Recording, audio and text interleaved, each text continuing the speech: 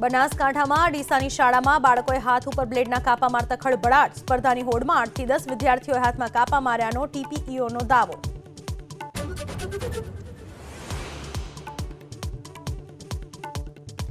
ચાંદખેડા દુષ્કર્મ કેસમાં આસારામના 6 મહિનાના વચગાળાના જામીન ઉપર હાઈકોર્ટે આજે આપી શકે છે ચુકાદો. 31 માર્ચ સુધી વચગાળાના જામીન ઉપર બહાર રહેલા આસારામે કાયમી જામીન માટે કરી છે અરજી.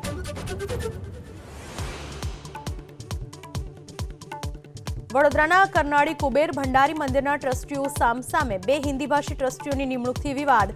નાણાકીય વ્યવહારો મુદ્દે અરજી થતા ચેરિટી કમિશનરે ફરમાવ્યો મનાઈ હુકમ.